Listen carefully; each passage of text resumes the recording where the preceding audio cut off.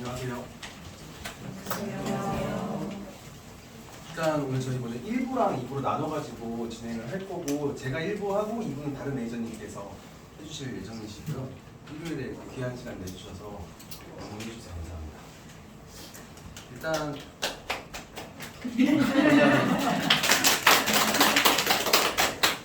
저는 여기 구월점에서 부원장 맡고 있는 이단희 매니저라고 하고요. 뭐 에듀플렉스 인스타나 유튜브나 이런 거를 혹시 팔로우 해놓거나 하셨으면 광고나 컨텐츠에서 저를 보셨을 수도 있어요.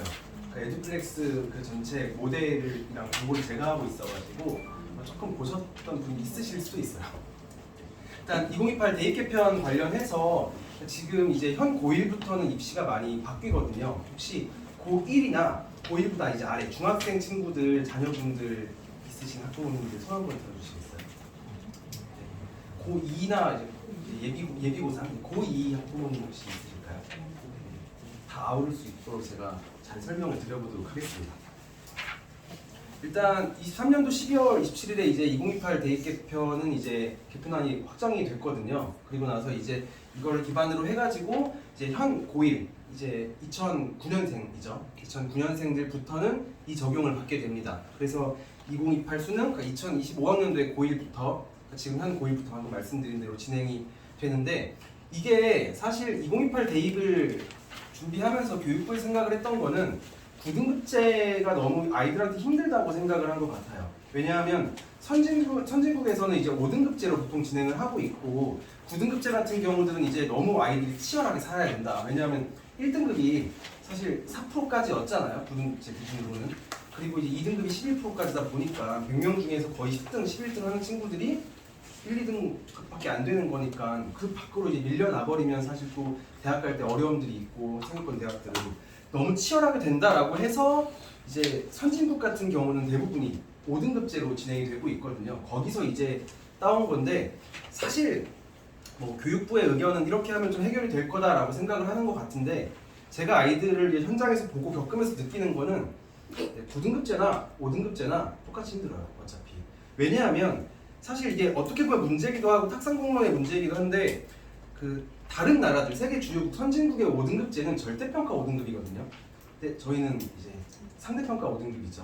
그래서 언뜻 보면 한 10%까지가 1등급이니까 잘하는 친구들은 이제 10%까지 해서 1등급 하면 되지 않아? 라고 하는데, 2등급이 혹시 2등급이 어디부터 어디까지인지 아시나요?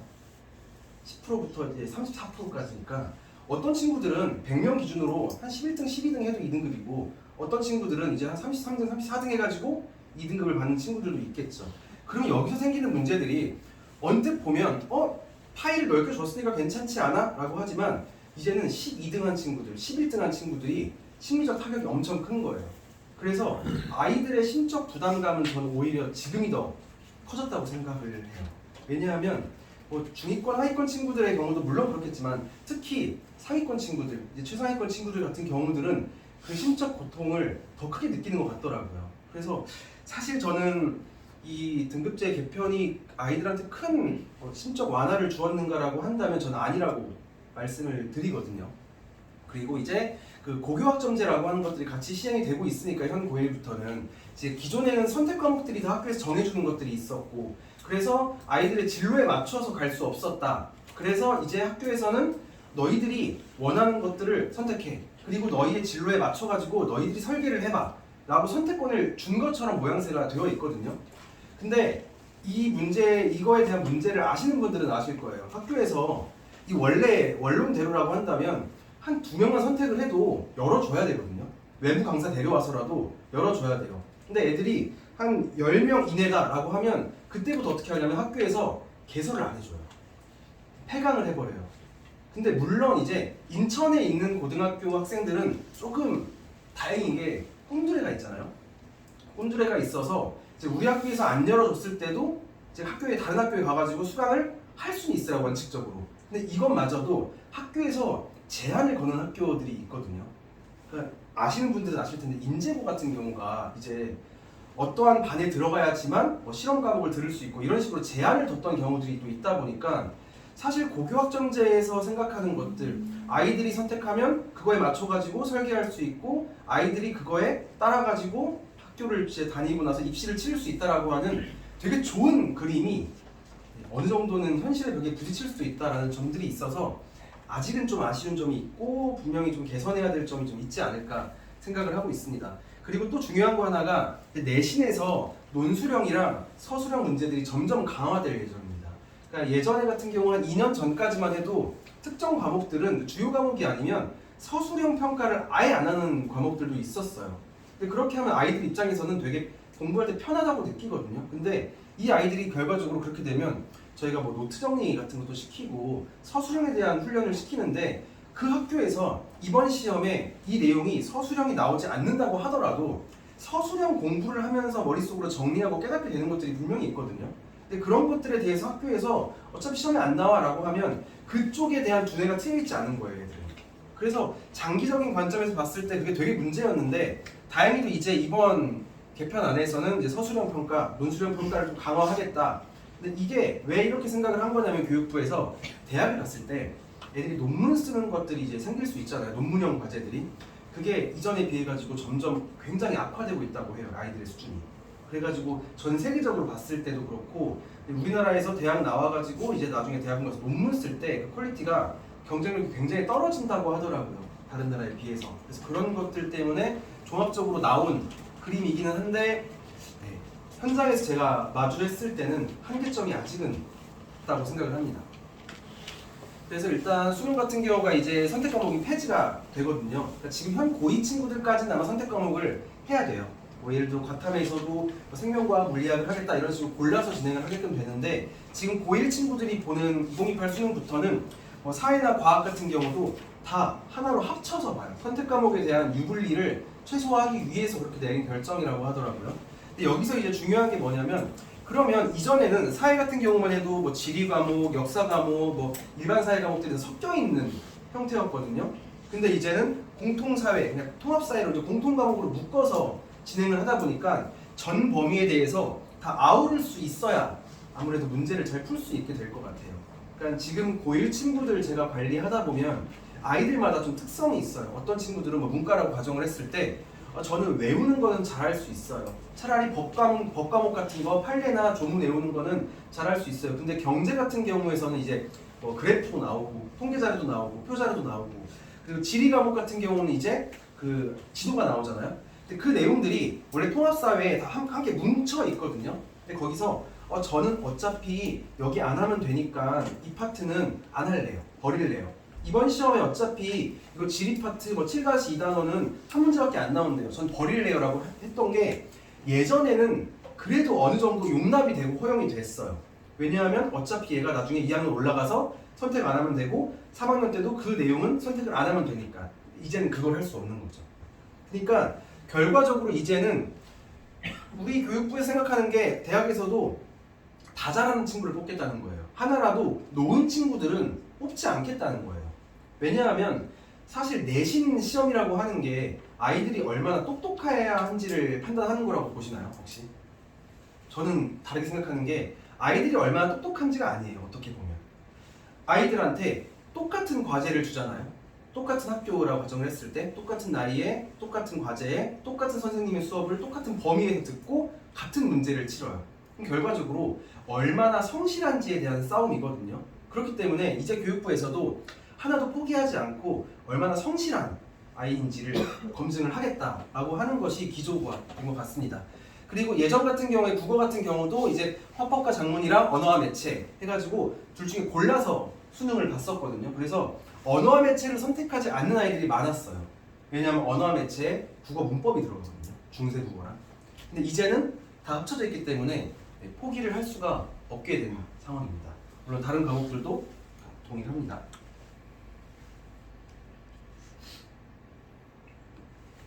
그리고 심화수학 같은 경우도 이제 뒤에 설명드리겠지만 처음에 개편안 나왔던 거에서는 이제 심화수학을 포함을 하느냐라는 얘기가 있었는데 심화수학 같은 경우는 24년도에 나왔던 이제 1차 개편안 때 수정안 때 안 하는 걸로 반영이 됐습니다. 그래서 주요 변경사항만 먼저 간단하게 말씀을 드리면 고교 전학년이 이제 5등급제로 치러진다. 원래 초반에 논의됐던 거에 이제 1학년이랑 2, 3학년 다르게 가져간다 이런 게 있었는데 그렇게 되면 혼란이 올 수 있으니까 다 내신은 5등급제로 진행을 한다. 그리고 절대평가랑 상대평가를 이제 같이 기록을 한다 이렇게 이제 결론이 나왔거든요. 그래서 일단 이 절대평가랑 상대평가를 같이 기록하는 이유는 제가 뒤에 페이지에서 설명을 해드릴 예정인데 이제 절대평가만 하게 되면 생기는 문제가 혹시 어떤 게 있을까요? 다 사라져. 네, 맞아요. 그냥 뻥튀기가 가능해요. 약간 일부 학교들에선 예전에 그게 있었거든요. 등급제가 이제 아닐 때는 그냥 어차피 저희 다 수음이한가로 이제 했었잖아요. 저도 수음이한가 세대고 한데 중학교 때까지 저도 수음이한가였거든요. 그러면 다 쉬운 거를 줘버릴 수 있어요. 너네 다 90점 받아라. 그렇게 뻥튀기가 가능하기 때문에 이 절대평가, 상대평가를 같이 병기하는 건데 그럼 언뜻 보면 그냥 뻥튀기만 방지하는 건가 생각을 할 수 있거든요. 이게 지금 제가 아까 설명드렸던 내용이고 근데 결과적으로 봤을 때 이제 여기서 제일 중요한 게 이제 성적 부풀리기를 이제 안 하기 위해서 이거 그리고 학령 인구가 이제 감소될 수 있기 때문에 이제 5등급 체계로 바뀐다라고 했던 부분이 있었어요. 왜냐하면 예전에는 저 학교 다닐 때는 한 학년에 한 500명씩 됐었거든요. 그리고 아마 인천 지역 학교들도 예전에는 그래도 한 350명 정도씩은 됐었던 것 같아요. 근데 최근에 학령 인구가 너무 줄어들다 보니까 그나마 아이들이 많은 학교는 한 300명, 250명까지 되는데 좀 뭐 제1고등학교나 이런 주변 학교들 기준으로는 제1고등학교나 동인천고 이런 학교들은 180명 정도가 돼요. 그러면 1등급을 받으려면 9등급제 때는 진짜 7등까지 해야 되는 거예요. 7등 전교에서. 그리고 이제 지금 10%까지 1등급을 반영해줘도 18등까지만 1등급이 가능하거든요. 근데 생기는 문제가 뭐냐면 2학년에 올라가고 3학년에 올라갔을 때 과목을 내신에서 선택 과목이 있으니까 선택을 할 수 있잖아요. 누군 이걸 듣고 안 듣고. 그때 만약에 100명 이내로 들으면 그때는 엄청나지는 거죠. 100명 이내가 되면 1등급이 전교 10등을 해도 못해요. 9등까지만. 그래서 제가 생각했을 때는 이 학령 인구도 아주 큰 문제가 있는 것 같아요. 그래서 중등 학부모님께 제가 말씀드리고 싶은 거가 학교를 선택을 할 때 인원수를 꼭 고려해 주시는 게 필요한 것 같아요. 그러니까 이 주변 학교들은 뭐 아주 막 100명 미만은 없긴 하거든요. 근데 180명, 170명 있는 학교들은 안 보내시는 게 저는 좋을 것 같아요. 그냥 무조건 220명 정도는 넘는 학교 중에서만 골라주시는 게 현실적으로 낫다고 저는 생각을 해요. 그래서 아까 제가 잠깐 설명드렸던 것 중에 하나가 상대평가랑 절대평가가 이런 식으로 같이 표기가 되거든요. 그럼 이 위에 친구 같은 경우는 상대평가로는 1등급인 거예요. 근데 절대평가로는 얘가 이제 80점대인 거죠. 그러니까 뭐 예를 들어서 얘가 한 상위 5% 정도로 해가지고 1등급이 됐는데 원점수는 84점인 거예요. 그럼 이제 이걸 대학에서 보고 나서는 얘가 혹시 애들이 별로 공부를 많이 안 하는 학교에 있던 건 아닐까? 라고 볼 수 있다는 거죠. 물론 시험이 어려웠을 수도 있지만 90점을 못 넘었는데 1등급이야? 이 학교에는 90점 넘은 애가 10%도 안 돼? 라고 보는 거기 때문에 이 두 가지를 함께 표기할 거고 그만큼 대학에다가 제공하는 정보들이 많아진다는 의미여서 사실 이제는 하나하나 좀 세세하게 찾아가면서 관리를 해야 돼요. 물론 에듀플렉스에 있는 친구들 같은 경우 저희가 이제 매니저들이 그렇게 관리를 하고 있기도 하고 이제 에듀플렉스에 다니지 않는 친구들 같은 경우에도 이제 학부모님께서 같이 이런 부분을 세세하게 챙겨주시는 게 필요하지 않을까 싶습니다. 그래서 이 밑에 케이스 같은 경우도 내가 절대평가로는 A가 됐어요. 뭐 92점, 93점, 95점 이럴 수 있겠죠? 근데 상대평가로는 2등급이니까 얘는 어쨌든 10% 밖에 있구나. 그럼 이제는 이런 학교들은 학교가 시험이 조금 쉬웠나 보다. 그러면 어떻게 보면 이거에 대한 변별력이 없다고 판단을 할 수도 있는 거죠, 대학에서는. 혹시 제가 지금 설명드리는 게 너무 빠르거나 혹시 어렵게 설명드리고 있으면 그냥 이거 끊고 말씀해 주셔도 괜찮으니까 편하게 말씀해 주세요. 거기에 표준 편차 점수 같이 들어가요? 표준 편차는 표기 안 돼요, 이제. 그럼 판별할 수 있는 방법이 없잖아요. 어떤 부분? 성적이 쉬웠다, 어렵다 그 판별할 수가 없잖아요. 그러니까 이거를 예전에는 이제 표준 편차로 확인해가지고 이제 가늠을 할 수 있었는데 이제는 표준 편차는 표기를 안 해요. 근데 그냥 딱 절대 등급, 절대 평가 등급이랑 상대 평가 등급만 보는 거예요.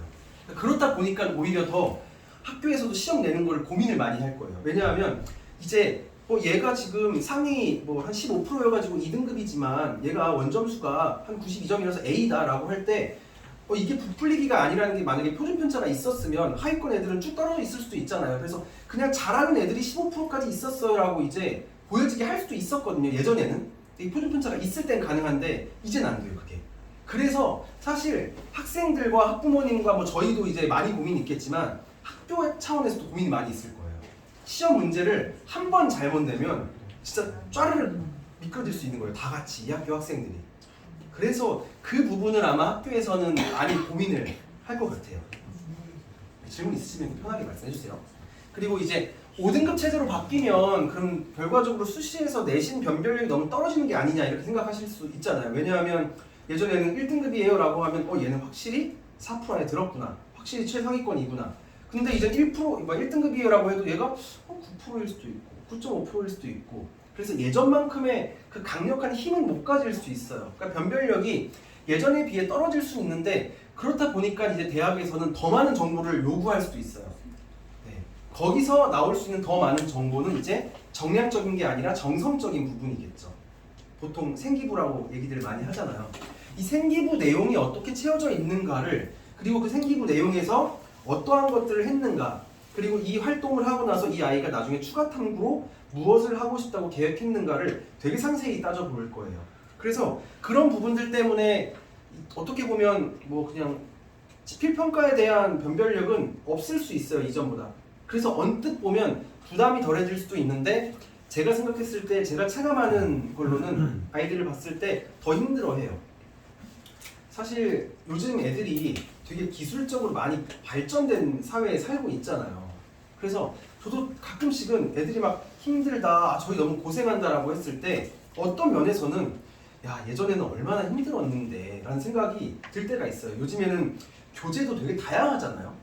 교재도 막 예를 들어서 아까 통합사회 같은 경우도 뭐 올리드도 있고 완자도 있고 셀파도 있고 다 교재마다 특성이 다 다른데 선택할 수가 있는 거잖아요. 근데 저 때까지만 해도 완자밖에 없었어요. 그냥 딱 자습서, 평가 문제집, 완자밖에 없었어요. 저도 이제 고등학교를 다닌 지가 20년이 넘어가니까 그때는 그랬거든요. 근데 이제 생각할 수 있는 게 아이들 입장에서 고생을 안 하는 시대는 맞아요. 근데 고민은 더 많이 하는 것 같아요. 그러니까 요즘 아이들이 보면 뭐 챗GPT 돌리고 뭐 하고 하니까 언뜻 보면 고생을 안 하고 스마트폰 다 있으니까 고생은 물리적으로 전혀 안 하거든요. 제가 봤을 때. 근데 그거에 대해서 고민이 더 많아질 수밖에 없는 시기인 것 같아서 어떻게 보면 저희 때 했던 고생이랑은 좀 결이 다른 고생을 요즘 아이들이 하고 있는 것 같아요. 그리고 그만큼 선택에 대한 폭이 넓어진 만큼 이 선택에 대한 책임도 많이 요구받고 있어요. 그래서 그런 부분들을 어머님, 아버님들이 같이 좀 헤아려 주실 수 있으면 좋을 것 같습니다. 그래서 여기 있는 이 생기부 같은 경우들도 또 뒤에가 설명드리겠지만 이제 수행평가 같은 것들을 어떻게 준비하냐가 굉장히 좀 많은 차이를 만들 수 있거든요. 보면 한 여기 인천이니까 인하대를 가려고 하면 9등급제일 때 기준으로 몇 등급 정도 받아야 된다고 생각을 하세요? 3등.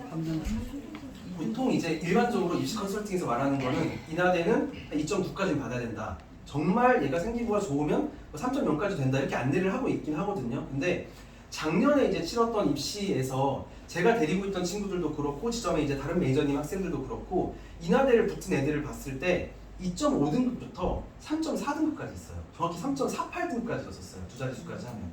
그럼 사실상 거의 0.1등급 차이가 1.0등급 차이가 나는 거거든요. 근데 이게 뭐 누구는 교과 전형이고 누구는 종합 전형이 이게 아니라 다 종합 전형이었어요.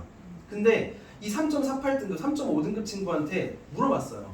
너네 학교에 인하대 쓴 애들, 같이 인하대 공대 쓴 애들 어떻게 됐냐? 3.1등급도 떨어지고 3.2등급도 떨어지고 2.9등급도 1차까지만 붙었대요. 그럼 여기서 저희가 알 수 있는 거는 정성적인 부분들이 점점 강화될 수밖에 없다는 거예요. 이런 식으로. 이게 9등급제일 때도 그랬어요. 그러니까 인서울학교 그러면 언뜻 보면 인서울학교는 무조건 2점대 안에만 붙어야지 갈 수 있는 것 같이 보이잖아요. 근데 어떤 친구들은 3.0도 가고 3.1도 가고 한 3.2까지도 가기도 해요. 생기부 상태에 따라서 그런 거죠. 그래서 그 정보들을 어떻게 관리해 놓느냐에 따라 가지고 되게 중요한 것 같아요. 그래서 그런 부분들을 같이 좀 고려해 주시는 게 중요할 것 같고, 그러면 이제 이 경우에 특목고랑 자사고에 진학하는 게 유리하지 않냐라고 이제 생각을 많이 하실 수 있는데, 이 5등급 체제라고 한다면 특목고 자사고 가는 것도 괜찮을 수 있어요. 왜냐하면 예전에는 특목고 가가지고 1등급, 2등급 어떻게 해, 3등급 어떻게 해 이런 부담이 있었는데 이전에 비해서는 부담이 훨씬 줄어든 건 맞거든요. 근데 또 여기 생길 수 있는 거가, 그리고 그 고교 학점제가 있다 보니까 특목고에서는 일반고에 없는 과목들을 되게 많이 열어주잖아요. 그러니까 그런 점에서는 유리할 수도 있기는 한데, 사실 이미 이제 고등학교를 진학한 친구들 같은 경우에는 그러면 특목고가 아니고 자사고가 아니면 우리는 그런 혜택을 못 보는 건가? 인천에 꿈드레가 있습니다. 꿈드레가 있고 꿈이음 대학이 있어요. 그래서 그거를 진로에 맞게끔 미리 잘 세팅을 해 놓으면 충분히 혜택을 볼 수 있고, 특목고 아이들이 이제 하고 있는 것들을 잘 따라갈 수 있거든요. 근데 그러려면 제일 중요한 게 뭘까요? 진로죠. 얘가 어느 진로로 향할지를 알고 있어야 꿈드레 프로그램을 선택할 수 있어요. 왜냐하면 꿈드레 같은 경우가 한번 신청한 다음에 만약에 진로랑 다른 걸 했어요. 최종 진로랑. 이전에는 이 진로로 갈 줄 알았다가 나중에 중복으로 합격을 안 시켜주는 경우가 더 많습니다. 그래서 한 번 쓸 수 있는 기회가 될 수 있어요. 근데 그 경우에 그 한 번의 기회를 진로랑 상관없는 거로 하게 되는 경우가 있을 수 있기 때문에, 왜냐면 인원수가 이제 꽉 차버리면 이미 수강을 했던 친구들은 반려를 시키거든요. 그런 경우들을 생각을 했을 때는 고등학교 1학년을 들어가기 전에 미리 진로를 세팅을 다 해놓는 게 중요해요. 그리고 그 수행평가에 대한 것들도 뭐 책 읽고 쓰는 거나 뭐 신문, 논문 이런 거 찾아가지고 쓰는 것들이 있기 때문에 이제 곧 겨울방학이 다가오잖아요. 방학 때 미리 다 해놓는 게 중요해요. 저는 제 친구들이랑 상담을 할 때 방학 때 책도 최대한 미리 읽어놓으려고 하고, 근데 요즘에 애들이 책을 잘 안 읽으려고 하긴 하거든요. 근데 최대한 읽게끔 하려고도 하고, 뭐 이제 2학기 때 수행평가로 뭐 국어에서 뭐가 나오면 이 책을 쓰자, 뭐 사회 과목에서 뭐 수행평가 하라고 하면 이제 이 논문을 갖다가 쓰자를 미리 후보군을 어느 정도는 정해놓고 학기를 시작하거든요. 왜냐하면 아이들이 학기 시작하고 나서 그걸 다 하려고 하면 벅차해요, 애들이. 왜냐하면 예전에 같은 경우는 수행평가 비중이 그렇게 안 높았거든요. 어머님 아버님들 학교 다니실 때 수행평가 비중이 혹시 몇 퍼센트 정도였어요? 거의 없지 않았나요? 거의 없었어요. 대부분이 그냥 지필로만 했었고, 저 학교 다닐 때도 한 10%였어요. 10% 정도였어가지고 중간고사 40%, 기말고사 50%, 그리고 중간에 수행평가 10% 이랬었는데, 지금은 수행평가가 40% 정도가 반영이 돼요. 그럼 여기서 이제 이걸 생각할 수 있는 거가 30%가 중간고사고 기말고사가 30%고 수행평가가 40%예요. 그러면 수행평가에서 애들이 1.2점 깎이는 거가 시험에서 그냥 한 문제 틀리는 거랑 거의 다르지가 않은 거죠. 그래서 그 수행평가를 안 놓치고 하는 것들이 중요한데, 이거에 대해 설계가 안 되어 있으면 아이들 입장에서 내가 진로가 뭔지도 모르는데, 뭐 할지도 모르는데, 뭐 책 읽으라고 하는데, 신문기사 찾아오라고 하는데 내가 뭐 해야 돼? 모르니까 그냥 안 하게 될 수가 있어요. 그런 것들 한번 놓치기 시작하면 제가 분명히 저 친구보다 중간고사, 기말고사 다 잘 봤는데 제가 왜 등수에서 밀리나요? 대부분 수행평가일 수밖에 없는 거죠. 여기서 제 공부를 잘하는 친구들 같은 경우는 그 수행평가를 진로에 맞게끔 설정해가지고 정성적인 부분들도 챙기면서 내 등급도 올릴 수 있게 하는 게 중요한 거고, 만약에 아직 내가 공부에 대한 것들이 잘 안 되어 있다는 학생들은 수행평가를 잘 챙겨놓으면 좀 해결이 되는 거죠. 내가 만약에 지필고사에서 다 100점 받으면 좋겠죠. 다 90점 받으면 좋겠죠.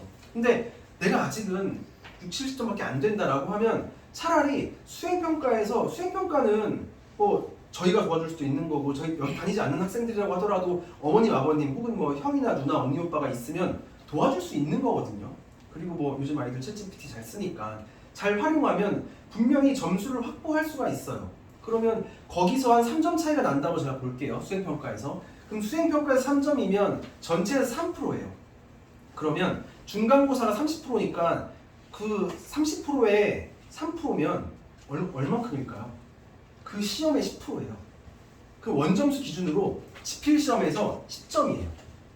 그러니까 수행평가 한 3점 깎이면 한 번 지필시험 10점 깎이는 거라서 2문제, 3문제거든요. 그래서 이제 학기가 시작한 다음에 아이들이 힘들어서 포기하거나 대충 써서 내는 경우들이 정말 많을 수 있거든요. 근데 여기서 진짜 1점, 2점도 안 깎일 수 있도록 해주시는 게 되게 좋아요. 그래서 사실 요즘 아이들이 고민이 많다고 말씀드렸잖아요. 이거는 학부모님께도 연결되는 부분이기도 해요. 학부모님께서도 같이 고민을 하고 계실 거고, 그렇게 해주셔야 아이들이 성공적인 입시를 할 수 있는 거다 보니까 좀 그렇죠. 지금 힘든 입시가 더 되어가는 거라고 저는 생각을 해요. 그냥 공부만 막 잘해가지고 대학 갈 수 있던 시대였으면 오히려 마음이 편할 수 있거든요. 그냥 진짜 앉아서 문제집만 잘 풀고 노트 정리 잘하고 오답 정리 잘하면 되니까. 이제는 그것보다 더 많은 범주를 볼 수 있도록 시야가 넓혀져야 되는 것 같습니다. 통합사회 통합과학은 아까 제가 말씀드렸던 것처럼 이제 하나로 융합형 문제들이 나오게 되는데 여기다가 제가 사실 예시 문제를 담을까 했는데 그럼 너무 내용이 많아질 것 같아서 평가원이나 이제 교육부에 보면 그 예시 문제가 나와 있거든요. 근데 일반적인 문제들 예전 같은 경우는 그냥 지도 나오고 나서 이 지역의 특징으로 뭐냐 이런 거 찾았는데 이제는 지도 자료랑 통계 자료를 줘요. 경제랑 관련된 GDP 관련된 걸 줘요. 그리고 이 지역권에서 생겨날 수 있는 문화적인 건 어떤 것들이 있냐라고 해가지고 세계 지리랑 경제랑 다 묶어가지고 낼 수 있게끔 문제가 나오니까 한번 이거는 홈페이지에 확인해 보시면 찾아보실 수 있을 것 같습니다. 그럼 수능에는 논술형, 서술형 나온단 말 있었거든요. 근데 아직까지는 안 나오니까 향후 5년 정도는 아마 입시가 이제 바뀌지 않을 거니까 지금 한 중2, 중1 친구들 이후부터 지금 초등 친구부터는 어떻게 할지 모르겠어요. 근데 그래도 한번 정해지고 나면 5년 정도는 가니까 당분간은 수능에서 노는 서술형은 아직은 안 나오는 걸로 알고 계시면 될 것 같습니다. 그럼 아까 말씀드린 것처럼 심화수학이 원래 23년도에 발표했던 초기 안에는 있었다고 말씀드렸잖아요. 근데 24년도에 이제 안 나오는 걸로 결정이 됐는데 대학에서는 어차피 심화수학을 빼더라도 심화수학이 이제 기하랑 미적분 2인데 그거를 빼더라도 어차피 뭐 적정 난이도의 문제를 출제한다면 크게 문제가 없을 것이다. 그리고 심화수학이 원래는 이제 그 특목고 자사고에서 많이 개설하는 과목인데 그거를 이수할 정도의 정말 수학에 대해 가지고 고능력을 가진 학생들은 논술로 뽑겠죠. 수리논술이나 이런 것들을 뽑을 거기 때문에 아마 그걸로 인해 가지고 문제는 크게 생기지 않을 것 같다라고 저는 생각하고 있습니다. 그리고 이제 어떤 학년들부터 그러냐? 현 고1들부터 그렇습니다. 지금 예전에 혹시 이제 지금 그 아이들이 첫째가 아니신 분들은 대학 갈 때 자기소개서 같은 거 이제 아이들이 쓰는 거 보셨을 거예요. 근데 자기소개서가 이제 없어졌어요. 지금 이미 없어요. 지금 이번 입시도 그랬고 저번 입시도 그랬고 자기소개서가 없어졌어요. 그러면 자기소개서가 없어지면서 생기는 문제가 뭘까요? 아이들한테. 아이들이 되게 불리하게 생겼거든요. 자기소개서가 없어져가지고. 예전에 생기부가 좀 별로였어도 마지막에 역전이 가능했어요. 예전에 보면 그 자기소개서 써주는 업체들도 막 있고 했잖아요. 막 강남 가서 뭐 200만 원 주면 자기소개서 써준다. 1차까지는 붙게 해준다. 그게 이전에는 생기부에 있는 내용에서 부족한 부분들을 자기소개서로 다 채울 수 있었어요. 그래서 사실 고1 때는 전혀 이쪽 진로가 아니었다고 하더라도 자기소개서에다가 막 써가지고 막 휘황찬란하게 써놓으면 붙었거든요, 1차를. 이제는 그게 안 되는 거죠. 그래서 마지막 역전이 안 돼요. 그리고 예전에는 독서활동을 반영을 해줬어가지고 만약에 고1, 고2 때까지 이 진로가 아니었어요. 고3 딱 되고 나서 나 이거 하고 싶다. 그럼 그때부터 이제 관련된 책을 막 한 학기에 10권을 올려서 적어요. 생기부에 막 적어놔요. 그럼 그게 반영이 됐었거든요. 이제는 반영이 안 됩니다. 그래서 여기서 생기는 문제들, 또 자율동아리도 같아요. 그 전에 이제 그 진로였으면 아마 그 학교에 있는 중앙동아리를 들어갔겠죠. 근데 이제는 자율동아리가 만들어도 반영이 안 돼요. 옛날에는 그래서 애들이 고3 때 관련된 전공, 본인 전공이랑 진로랑 관련 있는 거 막 애들 모아가지고 자율동아리 만들어가지고 되게 급하게 좀 급조해가지고 막 이것저것 하고 뭐 보고서 쓰고 막 했거든요. 그것도 안 돼요. 수상 경력도 이제 다 반영을 이미 안 해요. 그렇다 보니까 여기서 우리가 알 수 있는 거는 고1 때부터 미리 다 알맞게 채워놓지 않으면 아무런 의미가 없는 거예요. 그래서 사실은 고등학교 올라가기 전에 본인의 진로를 다 구체화해놓고 학교를 입학해야만 한다라고 하는 부분들이 중요하게 된 것 같습니다. 그러면 이제 자기소개서를 왜 폐지를 했는가? 자기소개서 폐지한 이유는 뭐 다양한 이유들이 이렇게 있다고 하는데 어차피 폐지한 이유는 뭐 한 가지인 것 같아요. 이 자기소개서를 믿을 수가 없어서 그래요. 예전에 보면 막 우스갯소리로 자소서가 아니라 자소설이라고 하거든요. 소설이라고. 그런 말들이 있었는데 사실 신뢰도가 많이 떨어지다 보니까 그것 때문에 자기소개서를 폐지했고, 그러다 보니까 강조되는 것들은 이제부터는 면접인 것 같아요. 면접. 저희가 이제 다른 에듀플렉스에서는 그 모의 면접 프로그램을 운영을 안 하는데 저희 지점 같은 경우는 저희가 만들어서 운영을 하고 있거든요. 그 모의 면접 프로그램을 통해 가지고 이 아이들이 이제 면접 가서 어떤 말들을 해야 되는지 생기부 분석해가지고 이제 예상 질문 만들어가지고 예상 질문 진짜 수십 개 만들어요. 애들 다 외우거든요. 애들 되게 많이 고생을 많이 하는데, 근데 애들한테 결과적으로 들어보면 모의 면접 여기서 진짜 열심히 하고 가면 가서 하나도 안 떨린다고 하더라고요. 근데 자기소개서가 이제 없어진 만큼 면접이 강화될 건데, 그 면접에 가가지고 할 수 있는 말들이 생기부 기반으로 나오는 거죠. 생기부에 있는 것들을 보면서 교수님들이 질문을 하시면 그거에 대해 가지고 내가 이 탐구할 때 어떠한 목적을 가지고 했고, 이 탐구를 통해서 내가 어떠한 것들을 배웠고, 이걸 통해 가지고 내가 그 이후에 추가 탐구를 어떠한 것들을 하고 싶어졌다라고 하는 것들을 녹여낼 수 있어야 돼요. 그러려면 생기부에 그 소재가 정해져 있어야겠죠. 그래서 사실 면접이라고 하는 거를 아이들이 한 고1 때부터 겁내는 친구들이 있어요. 그럼 제가 애들한테 말하는 게, 자기소개서가 이제 없어진 만큼 우리는 생기부를 다 채워야 된다. 우리의 진로에 맞게끔. 그리고 우리의 진로랑 관련된 키워드들을 앞으로 하는 수행평가에다가 다 녹여내면서 생기부에다가 그 키워드들이 들어가 있게 만들어 놓으면 교수들이 그걸 보고 나서 우리의 미끼를 무는 거다. 우리의 미끼를 물어주면 그 면접은 사실 우리의 판이다. 그러니까 애들이 그래서 별로 어려워하지 않아요. 생기부를 미리 잘 채워놓으면. 왜냐하면 수행평가를 할 때 그냥 막연하게 하는 게 아니라 이 내용들에 대해 가지고 내가 나중에 뭐라고 답변할지, 어떤 보고서 쓸지, 어떠한 것을 내가 뭐 가설로 세웠다고 말할지 다 준비가 되어 있거든요. 그래서 그런 준비들을 잘 할 수 있도록 하는 것들이 필요할 것 같아요. 그래서 이 학생부 자체의 설득력이 굉장히 중요한 거죠. 그래서 계속 말씀드리는 게, 그래서 요즘 아이들은 좀 고민이 많은 것 같다라는 생각을 하게 되는 것 같습니다. 이전에 사실 이런 것들을 좀 강조하지 않을 때는 아이들이 학습적인 부담이 좀 덜했던 게, 저희가 학생이라고 하는 그 말이 배울 학자에다가 날생자를 쓰잖아요. 그래서 이 배우는 학생, 배우는 사람이라는 뜻인 건데 결과적으로. 근데 이전까지는, 그리고 어떻게 보면 그냥 아이들을 배우는 사람, 러너로만 생각을 하는 것 같아요. 아이들이 수업에 가가지고 수업 듣고 오면 나 오늘 수업에 참여했어, 나 저거 배웠어, 그럼 애들이 끝난다고 생각을 하는 경우가 많잖아요. 근데 사실 공부는 단순히 런이 아니라 스터디잖아요. 근데 그 스터디가 독일어 스튜디어런에서 온 거거든요. 근데 그 스튜디어런의 뜻이 배우고 분석하고 탐구하고 연구하다라는 뜻이에요.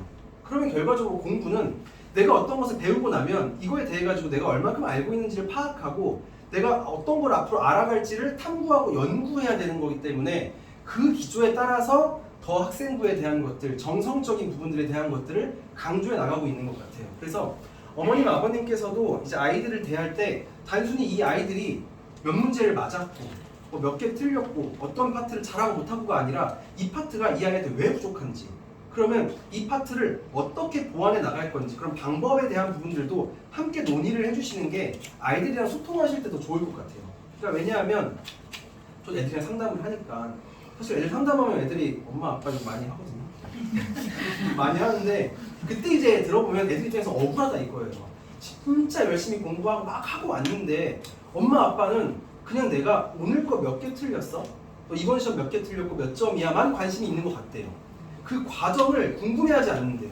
진짜 예전에 안 했던 노트 정리도 열심히 하고 내가 뭐 틀렸던 문제를 다 고쳐보고 선지 바르게 고쳐보고 하는데 그거에 대해서 궁금해하지 않는데요. 그럼 저는 이제 막연하게 그래도 애들 편만 들을 수 없으니까, 근데 엄마 입장에서는, 아빠 입장에서는 네가 어떻게 했는지 궁금해하지 않겠냐, 그럼 어떻게 물어봐주면 좋을 것 같아? 라고 얘기하면 애들이 진짜 의외로 하는 말이, 저도 근데 가끔씩 드는 생각이, 얘는 집에 가가지고도 말하는 걸 별로 안 좋아할 것 같아, 엄마 아빠가 뭐 물어보면 다 좀 참견, 간섭이라고 여길 것 같아 라고 느끼는 친구들도 있거든요. 근데 걔네한테 물어보면 하는 말이, 이거에 대해서 차라리 설명시켜봤으면 좋겠대요. 본인이 자신 있는 거는. 근데 본인 입장에서는 이게 진짜 어려운 파트고 잘 안 됐었는데 이제 됐는데, 여기서는 저희가 DC를 하니까 튜터들한테 설명을 하잖아요. 그리고 칭찬받으면 얘는 좋은 거예요. 아, 오늘 저 S 받았다, 이거 좋은 거예요. 그래서 차라리 엄마 아빠가 오늘 문제 풀었던 거 한번 엄마 아빠 설명해줘봐, 엄마 아빠 잘 모르니까, 이렇게 해주면 자기가 잘하는 거를 막 신나서 할 텐데 그냥 너 공부 똑바로 하고 있어? 그 사실 최악은 야 책 가져와, 검사할 거야.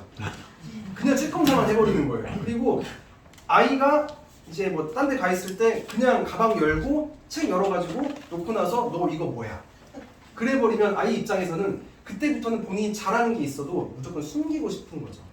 그래서 아이들에 대해 가지고 사실 관심이 많으실 거잖아요. 관심이 많으시니까 사실 휴일에도 이렇게 와주시는 거고.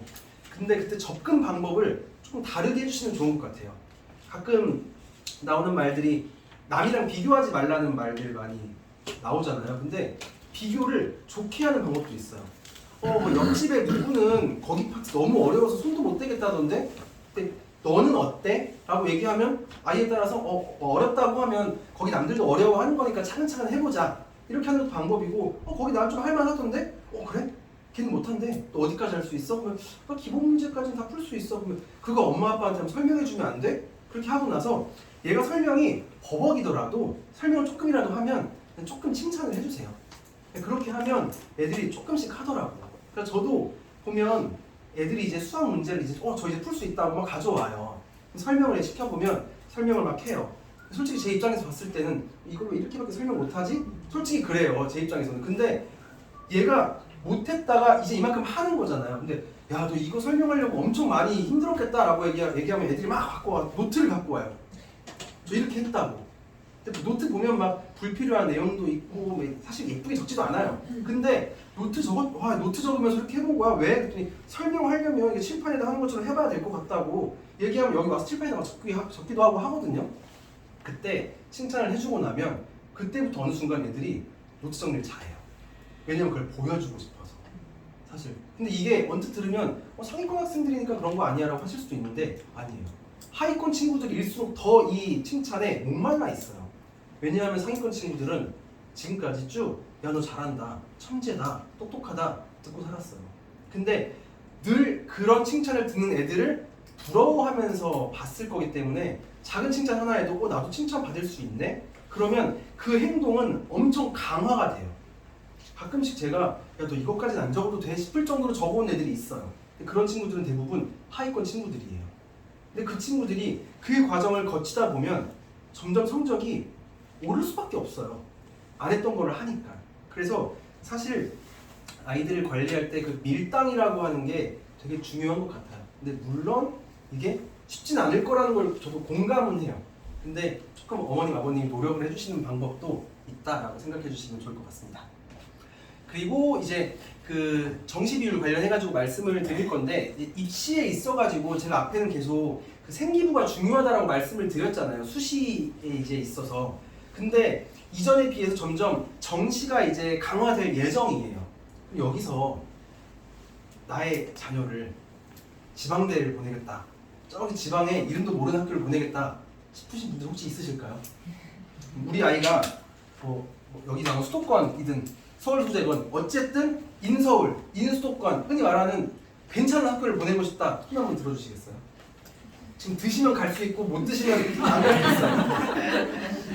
다들 사실 수도권 가고 싶고 비수도권이라고 하더라도 이제 인하대 이렇게 이름 있는 명문 학교를 가고 싶잖아요, 누구나. 근데 이제 여기서 보셔야 될 게 비수도권 대학 같은 경우는 정시 반영 비율이 별로 없습니다. 정시 비율이 별로 없어요. 근데 이제 서울 소재 같은 경우는 이제 조금 더 올라가면 거의 절반을 정시로 뽑고 수도권 대학들 같은 경우들도 이제 한 3분의 1 이상은 정시로 선발을 하는 거죠. 그럼 여기서 이제 생각을 할 수 있는 게 그러면 생기부 관리 안 하고 그냥 공부만 잘하면 수능만 잘 보면 갈 수 있는 거 아니냐. 근데 중요한 게 이제 서울 소재 주요 대학들, 지금 여기 계신 학부모님들 다 한 탑 10 학교들 애들 갈 수 있습니다. 그러니까 이제 이걸 봐야 돼요. 지금 스카이만 먼저 이렇게 하고 있기는 하거든요. 스카이 같은 경우는 일단은 정시라고 하더라도 이 아이의 학생부를 봐요. 학생부를 본다는 거, 생기부를 본다는 게 이 아이가 어떠한 과목을 이수했는지를 보겠다는 거예요. 만약에 우리 아이가 지구 관련돼서, 우주 관련돼서 우주항공학부를 가고 싶다라고 하면 바탕 과목에서 뭘 들어야 될까요? 지구과학 들어야겠죠. 근데 지금 이제 이교육과정 지금 현 고1 기준으로 과목 개편된 걸 봤을 때 지구과학 1이 있고 지구과학 2가 이제 없잖아요. 이제는 현 고2는 있지만 지구과학 1이 있고 그 다음에 뭐가 있을까요? 지구 시스템 과학이 있어요. 그 다음에 행성우주 과학이 있어요. 이게 위계가 정해져 있는 거거든요. 이 위계에 맞게끔 들어야지 지구과학에 대한 내용을 다 이수했어라고 학교에서 대학에서 보는 거예요. 그래서 서울대, 고려대, 연대 같은 학교들은 이 교과에 대해서 위계에 따라 선택 과목을 다 이수했는지를 확인을 해요. 그럼 이게 그러면 서울대만 그런 거 아니야? 고려대만, 연대만 그런 거 아니야? 라고 하실 수도 있거든요. 지금 보면 성취도도 같이 보니까. 근데 중요한 게 이제 앞으로 늘어날 예정입니다. 계속. 지금 26년 입시 이제 지금 현 고3들 하고 있잖아요. 얼마 전에 수능 봤었고 연대, 한양대, 성균관대 진행을 하고요. 그리고 다음 입시부터는 중앙대, 동국대, 그리고 그 다음에는 경희대 이렇게 예정이 되어 있는데 사실 이렇게 되고 나면 다른 학교들도 다른 인서울 학교들도 다 따라가요. 그렇기 때문에 제가 봤을 때는 이 27년, 28년에 많이 추가가 될 거라고 예상을 하고요. 그리고 28년도부터는 딱 지금 새로운 개정에 따라서 가는 학교들이다 보니까 더 많이 추가가 되겠죠. 뭐 건대도 따라올 것이고, 뭐 홍익대도 따라올 것이고. 그렇기 때문에 사실 이제는 더 복잡해진 거예요. 왜냐하면 아까 앞에서 계속 말씀드렸던 수시를 대비한 생기부, 그리고 이제는 정시까지도 챙겨야 되는 거죠. 근데 여기서 이제 아이들이 그런 아이들이 있어요. 저는 정시 파이터예요. 저는 수행평가 안 챙겨도 돼요. 그럼 이 애들은 사실은 그냥 그 마지막 한 번 로또를 노리겠다는 거거든요. 근데 이 아이들이 문제가 뭐냐면 저는 생기부는 아예 안 챙길 거예요 라고 하는 순간 선택권이 줄어들잖아요. 반대로 저는 수시 파이터예요. 저는 정시 안 챙겨요. 저의 입시는 딱 고3 그 반영되는 게 고3 1학기까지니까 고3 여름방학 때부터 저는 자유예요. 이런 애들이 있어요. 근데 그 애들은 교과 최저 그 전형 걸잖아요. 수능 최저만 걸어도 그걸 다 못 써요. 그리고 만약의 경우에 내가 저 논술 전형 쓸래요, 면접 전형 쓸래요 해가지고 떨어졌을 때 무조건 재수를 해야 되는 거죠. 수능에 대한 준비가 안 되어 있으니까. 그래서 그 선택권을 여러 개로 넓히기 위해서라도 뭔가를 포기하면 안 되기는 해요. 실제로 제가 그저께 제가 관리하고 있는 친구 중에 고3 친구 합격 소식을 들었는데 인재고 다니는 친구예요. 5.3등급이거든요. 5.3등급인데 이 친구가 인서울을 붙었어요. 이게 왜 가능했냐면 이 친구가 저한테 고3 시작할 때 왔어요. 근데 이미 고1, 고2 내신이 6점 중반대인 거예요. 그래서 계산을 아무리 해봐도 이 친구가 고3 거를, 사실 고3은 등급 나오는 과목이 많지도 않아요. 고3 거를 다 1등급을 받아도 얘가 갈 수 있는 학교는 수도권은 꿈도 못 꿔요 사실. 아무리 이번 거를 다 1등급 받아도 4점 후반대가 나오는데. 근데 제가 생각을 했던 게 얘가 수학을 꽤 잘하는 거예요. 그리고 국어도 나쁘진 않아요. 그러니까 국어 수학은 나쁘지 않아요. 근데 그냥 그동안 성실하지 않았던 거예요. 근데 저한테 주어진 시간은 얼마 없죠. 왜냐하면 그때 얘가 3월 말에 왔으니까 사실 이미 그 기준으로 한 달 뒤에 중간고사 봐야 되고 그 기말고사까지 본다고 하더라도 한 학기밖에 저한테 기회가 없는 거예요. 그래서 제가 생각했던 게 너는 방법이 하나다. 논술 써야 된다. 논술을 쓰고 약술 논술도 있고 그냥 수리 논술도 있고 하니까 논술 전형을 준비를 하자. 대신에 논술 전형을 만약에 쓴다고 하더라도 5.5는 나와야 인서울을 써볼 수 있다. 그래가지고 얘한테 무조건 내신을 2점대까지는 다 받아야 된다라고 해가지고 마지막 학기를 되게 성실하게 보내주긴 했어요. 진짜 치열하게 보내줬고 그래서 만들어진 총 내신이 5.3이었어요. 그리고 그 6개의 전형을 다 논술로 썼죠. 대신에 제가 생각했던 거는 어차피 얘가 3월부터 열심히 해주니까 그리고 국어 수학 기반이 있으니까 영어 단어를 진짜 미친 듯이 외우겠거든요. 그 보면 그 워드마스터 수능 2000이라는 교재가 있는데 그게 한 50일치가 있어요. 그러면 단어가 2000개가 있는 거예요. 그럼 보통 다른 친구들 보면 하루에 한 40개씩 외우거든요. 근데 저는 얘한테 하루에 200개씩을 돌렸어요. 근데 어쩔 수가 없었어요. 왜냐하면 이 단어집을 쭉 공부를 했던 친구들은 꾸준히 돌려왔겠죠? 얘는 이제 단어를 이제 외워야 되니까. 얘는 영어가 과외를 하고 있다고 하는데도 34점 이렇게 나오니까 영단어가 없는 거예요. 사실상 기반이. 그래서 하루에 200개씩을 외우고 제가 조금 나쁜 사람일 수도 있는데 틀린 거는 20번씩 적어가지고 다 적어서 검사 받고 가라고. 근데 만약에 공부할 게 밀려가지고 그걸 못 적고 가면 집에 가는 순간 100번 늘어난다고. 100번 적어서 사진 찍어서 보내고 자라고. 걔는 새벽 3시 반까지 쓰고 잤어요. 사진 찍어서 보내고 자요. 그러니까 그렇게 하니까 모의고사 성적이 나오더라고요. 그래서 제가 결심을 했던 게 제가 그 어머님 모셔놓고 한 3번 정도 설득을 했어요. 그냥 결과가 안 나오면 제가 책임질 수도 있다. 얘 진짜 열심히 해주고 있고 그냥 얘 모의고사 지금 성적 추이를 보니까 수능 성적 때도 무조건 최저 맞출 수 있다. 왜냐하면 논술 전형 같은 경우는 최저 등급 맞춰야 되는 게 있어요. 수능에서 2하고 5 그러면 인서울학교들은 높거든요. 그게 수능에서 2등급, 3등급을 받아야 돼요. 근데 이 어머니 입장에서는 얘가 모의고사가 5, 6등급 나오고 있었는데 지금까지 되겠느냐. 근데 그때 기준이 6월이었거든요. 근데 6월 가채점 해보고 한번 다시 얘기를 하자. 왜냐하면 그 3월 달에도 나쁘지 않았으니까 점점 추세가. 주말마다 풀어볼 때 괜찮아가지고 제가 설명을 드렸어요. 6월 거 보고 판단을 하자. 근데 6월 거 딱 봤는데 얘가 아무리 못해도 다 3은 찍을 수 있겠는 거예요. 그래서 어머님한테 더 제가 빡세게 돌릴 테니까 얘 그냥 최저 있는 거 맞추자. 왜냐하면 100명이 지원한다고 했을 때 절반은 그 최저를 못 맞춰서 다 떨어진다 어차피. 그러면 실질적인 경쟁률은 이게 접수할 때는 1대 30 그래도 한 1대 12, 13 정도로 떨어진다 라고 하고 걔는 다 6문수를 넣었어요. 그리고 나서 걔는 최저 맞췄고 최저 맞췄으니까 합격이 되는 거죠. 충분히 가능한 거죠. 그래서 그 친구는 지금 이번에 난데가 이제 거긴 최저를 반영 안 하는 학교긴 한데 얘가 엄청 고득점을 한 거예요. 근데 향후에 뭐 나올 학교들이 좀 있거든요. 인서울 학교들이. 근데 최저를 맞춰놨으니까 저는 다른 학교들도 붙을 수 있을 거라고 생각을 해요. 그러니까 이런 것처럼 사실 얘가 학교에서 받아온 거는 다 지방대였어요. 학교에서는 충청권도 되게 소극적으로 보더라고요. 학교에서는 다 무조건 더 밑으로 내려가야 된다. 근데 걔가 만약에 그때 학교에서 그냥 쓰란 대로 학교에서 버려줬던 거는 다 밑에였었기 때문에 썼으면 붙긴 했을 거예요. 근데 사실 솔직히 이름 못 들어본 학교들도 있고 그러니까 그 학교를 굳이 이 아이는 쓰기 싫었던 거죠. 그래서 저한테 얘기를 했던 거고 저는 그냥 전략적으로 선택을 하자라고 했었던 거라서 한순간의 결정이 아이의 미래를 다 바꿔놓을 수도 있는 거거든요. 그래서 그만큼 정보가 많으셔야 되는 것들도 있고 그만큼 순간적인 결단이 필요하실 때도 있을 것 같아요. 그래서 그런 것들도 같이 생각해 주시면 좋을 것 같고 사실 이 아이가 이 결과가 가능했던 이유는 놓지 않아서였던 것 같아요. 포기하지 않아서 그냥 지금 현 상황에 만족하지 않아서 그래서 그런 부분들을 같이 생각해 주시면 좋을 것 같습니다. 그럼 이제 정시 내에서 교과 반영을 하게 되면 이제 어떠한 것이 문제가 있는가? 그럼 사실은 다른 것도 물론 다 중요하긴 한데 마지막 거가 제일 중요할 것 같아요.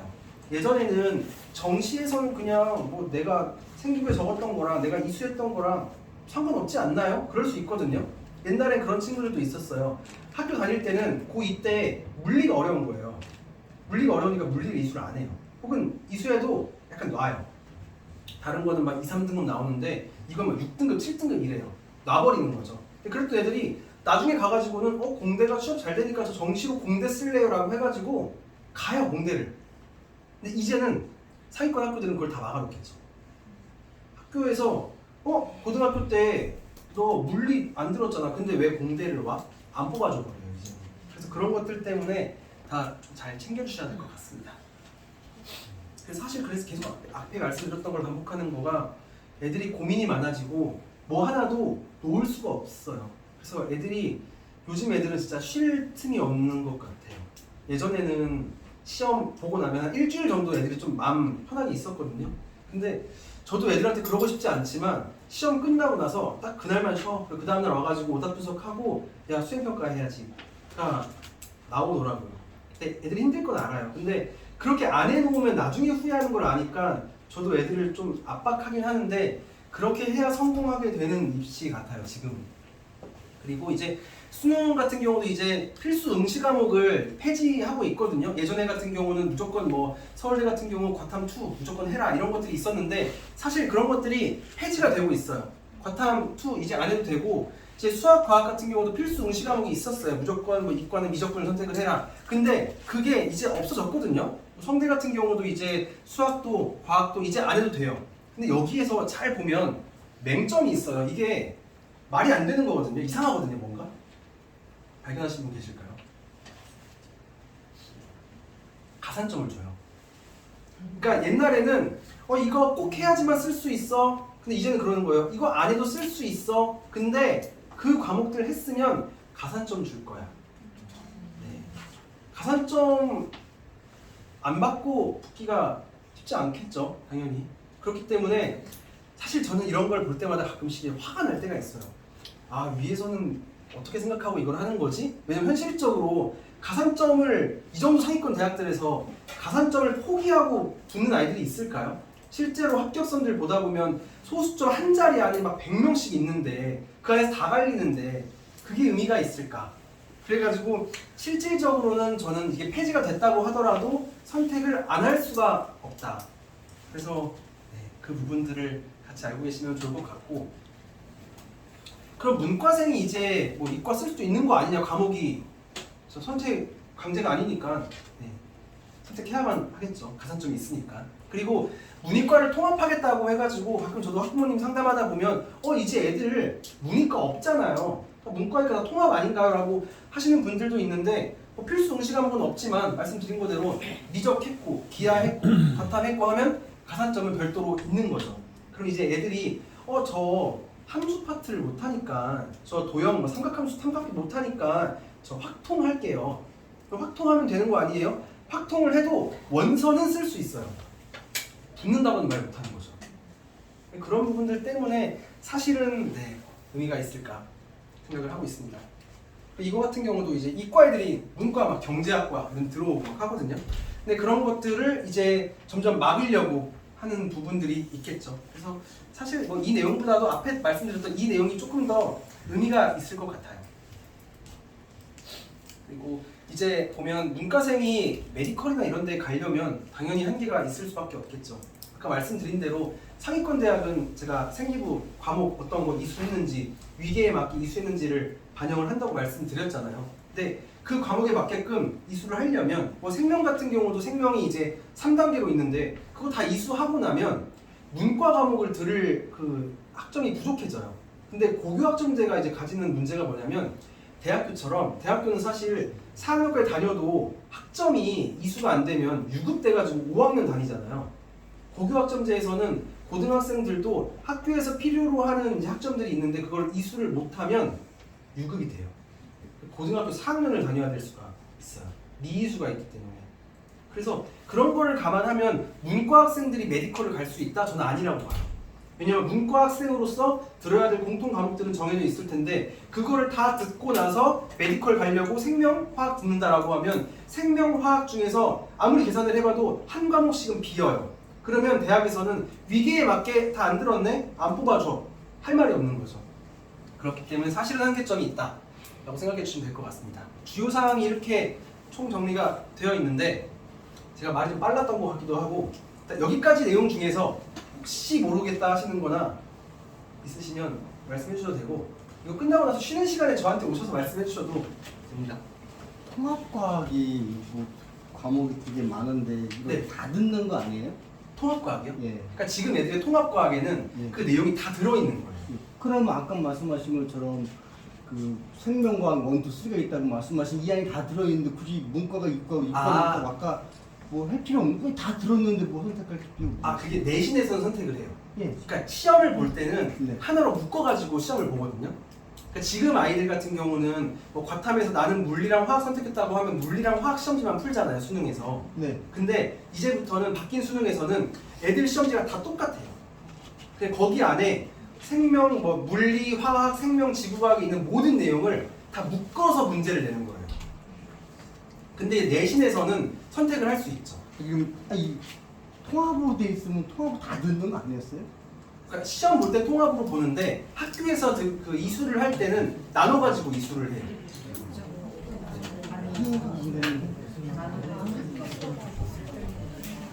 그러니까 다시 설명을 드리면 그러니까 시험을 볼 때는 하나로 묶어서 봐요. 근데 이 묶어서 수능을 보기 위한 그 공부를 내신 단계에서 할 거잖아요, 고등학교에서. 그때 할 때는 여러 과목으로 나눠가지고 이수를 해요. 근데 그 이수를 할 때 학교에서 대학들에서 요구하는 게 있어요. 우리 학과에 오려면 이거를 들어. 이런 식으로 그 이수를 해야 되는 과목들이 정해져 있어요. 그러니까 내신 시험은 아이들이 고등학교에서 중간고사, 기말고사 볼 때는 과학도 여러 과목으로 나눠서 봐요. 보고 그걸 합쳐가지고 나중에 수능 볼 때는 하나로 합쳐가지고 보는 거예요. 이해되셨어요? 그리고 이제 맞아요. 다 해야 돼요. 이제 애들 다 해야 돼요. 다 해야 되는 거라서 그래서 이제 개정 방향이 뭐 앞에 다 제가 설명을 드렸던 부분이라서 가장 중요한 건 이제 고교학점제 시행한다라는 내용일 것 같아요. 그래서 이 내용들이 이제 제가 드렸던 내용들인 거고, 그럼 여기에 이제 효과적으로 대응하려면 어떤 것들이 있겠느냐? 그 중학생 친구들 중1 때 시험 안 보는 자유학년제 했었잖아요. 이제 그거 폐지가 되고요. 저는 사실 저게 왜 있었는지 모르겠어요. 저게 있을 이유가 없었던 것 같은 게, 사실 중1 때 배우는 내용이 안 되어 있으면 중2 때 배우는 내용이 힘들어지거든요. 그래서 실제로 중1 때 자유학년제 했던 친구들은 중2 올라와가지고 이제 시험을 보려고 하는데, 애들이 중1 동안 학교를 다녔지만 시험을 준비하는 그 과정을 안 해봐가지고 중간고사 준비할 때 너무 힘들어요. 일단 체력적으로 힘들어하고, 또 하나가 분명히 중2 거 내용인데 수학 같은 경우에 중1 거 내용을 몰라요. 애들이 너 학교 다녔냐라고, 왜 안 다녔냐, 왜 모르냐, 학교 다니지 않았냐, 너 안 다녔어? 물어보면 다녔대요. 학원 다녔대요. 근데 시험을 안 봐서 솔직히 그렇게 열심히 안 했대요. 그래서 사실 이 자유학년제가 있었던 아이들을 관리할 때는 중2 때 한 번 시험 준비할 때 중1 거랑 중2 1학기 중간고사 범위를 한 번에 준비하는 느낌이었어요. 그게 저희 입장에서도 사실 버거운 것도 있는데 아이들 입장에서 얼마나 버겁겠습니까? 그래서 이거는 잘 폐지가 됐다고 생각을 하고, 이 고교학점제 때문에라도 아이들이랑 미리 진로 상담을 다 해주셔야 되지 않을까 싶어요. 그래서 에듀플렉스 저희 같은 경우는 윈터스쿨 때 1월 한 달 내내 그 진로 세미나를 해요. 진로 세미나하고 진로 워크북 관련해가지고 어떠한 것을 할지, 어떤 꿈을 이제 가지고 어떠한 뭐 학교를 목표로 할지 그걸 다 정해놓고 독서 활동하고 하거든요. 근데 그게 겨울방학이 안 되어 있으면 고등학교 올라가서는 좀 하기 힘들어요. 다 할 수가 없어요, 현실적으로. 그래서 그런 부분들 중요한 것 같습니다. 그래서 과목 선택할 때 제일 중요한 거가 이제 관심이랑 적성, 진로 다 고려해 주셔야 될 것 같고, 아까 말씀드린 것처럼 위계가 있는 과목들은 그 순서에 맞게 다 설명을 해주셔야 돼요. 선택을 해주셔야 돼요. 뭐 아까 말씀드린 것처럼 나는 뭐 우주항공 학부 가고 싶은데 지구과학은 들었는데 지구 시스템은 안 듣고 우주 행성만 들었다. 그럼 학교에서 안 뽑아주죠. 그냥 영화가 1편, 2편, 3편 있는데 1편이랑 3편만 보는 거예요. 2편 안 봤으니까 안 뽑아줘요. 그런 거랑 이제 학교마다 모집 요강이 이제 나오거든요, 매년. 그거 보시면서 이제 특정 과목을 이제 어떠한 것들을 이수해야 되는가 보통 공지사항에 다 올려주니까 그 과목만큼은 다 이수할 수 있게끔 해주시는 게 좋고, 사실 이 네 번째 같은 경우는 만약에, 정말 만약에 우리 아이가 꿈이 없다면, 아직은 꿈이 없다면 너무 좁히진 않아야 돼요. 그렇다고 너무 벌려놓을 수는 없거든요. 근데 이 아이가 어떠한 것에 대해서 딱 정해놓진 않았지만 대략 얘가 화학 쪽을 좋아할 것 같다. 그러면 그거랑 관련된 거는 다 해놔 주시게끔 해주셔야 됩니다. 근데 사실 저는 이게 가장 좀 부담인 것 같아요. 아이들 입장에서 책임을 져야 돼요. 예전에는 대학 가서 뭐 면접 보거나 할 때도 학교에서 그 과목을 하라고 했어요. 학교에서 이 과목을 필수 과목으로 정했어로 할 수 있는데, 이제는 대부분의 과목에 대해서 선택권을 주기 때문에 대학에서도 면접 가가지고 저는 그때 이 과목을 선택을 안 했다 얘기하면 본인이 선택 안 한 거 아니냐라고 해버릴 거라서 그 부분은 같이 책임을 져야 되는 거라 좀 어머님, 아버님도 좀 힘드시지 않을까 싶습니다. 그러면 우리 아이가 결과적으로 메타인지가 필요한 거죠. 내가 지금 어떤 걸 해야 되고, 그러려면 내가 어떤 걸 잘하고 어떤 걸 못하고 구분도 할 수 있어야 되고, 이걸 내가 보완하고 강화하기 위해서는 어떤 걸 해야 되는가에 대해 가지고 논리적으로 본인을 바라봐야 돼요. 비판적으로 본인을 바라봐야 되고. 근데 여기서 또 강조드리고 싶은 게, 제가 어제 다른 지점 세미나 할 때 또 말씀드렸던 건데, 아이들한테 이제 물어보잖아요. 얘가 만약에 과학 성적이 안 좋아요. 근데 이 아이한테 그냥 너는 과학 머리 없어, 너는 과학 머리 없으니까 달달 외워가지고 문과 가, 이렇게 하면 그 아이는 그때부터 과학에 대한 거는 들여다보려고 하지 않아요. 분석을 하려고 하지 않아요. 근데 어떤 아이가 만약의 경우에 과학을 못 봤어요. 못 봤지만 얘가 지구만 못해요. 화학이랑 생명은 잘해요. 그럼 이 부분을 강화해 줄 수 있어야 되거든요. 근데 그러려면 외부에서 그렇게 얘기하는 것도 중요하겠지만, 아이 스스로가 나는 그래도 화학 문제는 잘하네, 나 중화반응 잘하네, 뭐 생명 유전 파트 애들 어렵다고 하는데 여기 잘하네, 분석을 할 수 있어야 되는데 주변에서 그냥 폭격을 막 하다 보면 나는 어차피 못해. 그러니까 들여다보지 않으려고 해요. 괜히 이거 내가 들여다보고 나 그래도 생명은 괜찮은데 라고 얘기 꺼냈다가 네가 무슨 과학을 잘하냐 이 얘기 나오면 애들이 말문이 막히거든요. 그렇기 때문에 아이들이 논리적으로 사고하고 본인에 대해 가지고 비판적으로도 받아들이려고 게끔 하려고 한다면 조금 애둘러서 말해주실 수 있는 것도 필요한 것 같아요. 왜냐하면 제 생각에는 애들이 진짜 본인을 비판적으로 봐야 되는 영역들이 있거든요. 근데 그 영역들이 오히려 칭찬을 많이 받았던 애들 같은 경우는 너 여기 조금 부족해, 이건 우리가 좀 보완해야 될 것 같아 라고 할 때 잘 받아들여줘요. 근데 계속 폭격 받던 아이들은 제가 너 여기 조금 부족해 라고 얘기하면 바로 날이 서요. 네, 그런 게 있어가지고 그런 게 돼야지 이제 자기 주도적 학습이 이제 가능한 거다 보니까 그 부분을 같이 고려해 주시면 좋을 것 같습니다. 그래서 그러면 이 자기주도 학습을 하기 위해서는 어떠한 것들이 필요하겠는가? 두 개의 도거든요. 뭘까요?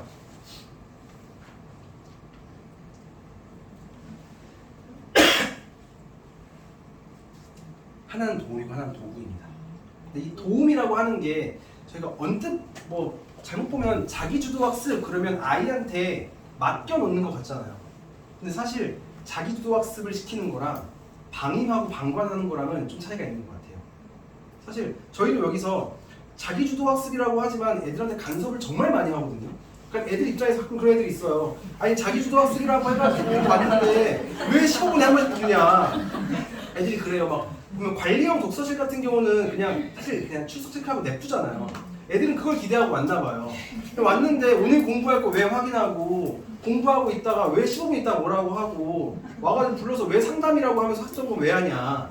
근데 그냥 애들 냅두는 거랑 애들이 자기주도 학습을 하게끔 저희가 만들어주는 거랑은 다르거든요. 그래서 적절한 도움들이 많이 필요한 것 같아요. 그래서 그런 부분들이랑 이 도구에 대한 부분들은 아이들이 문제집이나 인강 같은 거 정할 때 왜 이거 정했어? 라고 물어보면 저희 반 1등이 이걸 듣더라고요. 공부 잘하는 애들이 이거 사기를 같이 따라 샀다고 그런 경우가 있어요. 대표적인 거가 통합사회 교재들 같은 경우가 보통 완자랑 올리드랑 그 셀파를 많이 쓰거든요. 이 세 개를 많이 써요. 근데 애들한테 통합사회 너 어떤 거 하고 싶어? 라고 얘기하면 한 9명은 저 완자요 그래요. 왜? 그러면 그냥요 그래요. 그냥이 어딨어? 왜? 그러면 그걸 많이 풀던데요. 그리고 서점 가면 뭐 베스트셀러 써있대요. 근데 사실 이 세 개의 교재가 정말 달라요. 왜냐하면 완자 같은 경우는 사실 자습서 기반의 교재거든요. 자습서 기반의 교재여가지고 줄글이 많아요. 근데 책 두께는 다 비슷비슷하거든요. 그럼 줄글이 많다는 얘기는 뭐가 없을까요? 문제수는 거의 비슷해요. 사실 뭐 어떤 내용이 있으면 사회 같은 경우 내용이 있으면 지도나 통계나 뭐 이런 자료들이 같이 필요하잖아요. 설명을 위해서는 그 자료들이 비교적 부족하거나 심화된 자료들이 별로 없어요. 그리고 수능 유형에 대한 것들도 수능에서는 어떠한 것들을 요구하는가 이런 것들을 잘 안 다뤄요. 여유가 없거든요. 줄글이 많으니까. 그리고 올리드 같은 경우는 이제 그 중간에 있다고 보시면 돼요. 올리드 같은 경우는 근데 자료는 많이 줬어요. 근데 어떤 문제가 있냐면 옆에 날개로 이제 설명이 있는 것들이 있잖아요. 그게 좀 부족해요. 그러다 보니까 용어 설명이 부족해서 아이들마다 뭐 경제가 어렵거나 뭐 법이 어렵거나 했을 때 그 용어 설명이 안 나와 있다 보니까 사실 하위권 친구들은 그걸 봐가지고는 이해를 못해요. 그럼 이제 보통 뭐 하위권 친구들은 완자하는 게 좋아요. 그래도. 근데 상위권 친구들은 완자를 하고 있으면 저는 의미가 없다고 생각해요. 전 애들한테 바로 처음부터 완자를 하는 거는 의미가 없다고 봐요. 그래서 일단 애들이 그 줄글을 읽는 거에 대한 훈련이 필요한 애들도 물론 있어요. 그 친구들은 중학교 때 점수가 잘 나왔다고 하더라도 줄글 못 읽으면 완자시키는 게 맞긴 하거든요. 근데 저는 그것도 다 했고 저 교과서 엄청 많이 읽었다. 그럼 저 다른 거 하고 싶어요 라고 하면 저는 셀파를 추천을 해요. 왜냐면 셀파 같은 경우는 그 자료가 되게 많이 나와 있고 심지어 그 수능에 나왔던 자료들이 고1거 교재에도 같이 나와 있어요. 그럼 이런 것들을 저희가 고려해가지고 아이들한테 교재 선정을 하거든요. 아이들한테 얘기를 하고. 근데 이런 도움들이 구체적으로 필요한 거죠. 그래서 예전에 비해가지고 교재 선택이 되게 다양하게 가능할 수 있잖아요. 저 학교 다닐 때 완자밖에 없었으니까 저는 완자를 했겠죠. 무조건 당연히. 근데 요즘 아이들은 고를 수 있으니까 적절한 거를 골라야지 공부를 효과적으로도 할 수 있고 효율적으로도 할 수 있는 거니까 이 부분들을 사실 어머니 아버님이 또 같이 공부를 하셔야 되는 거죠. 그래서 사실 이 입시는 아이들만 하는 게 아니라 다 같이 하는 거인 것 같습니다. 그래서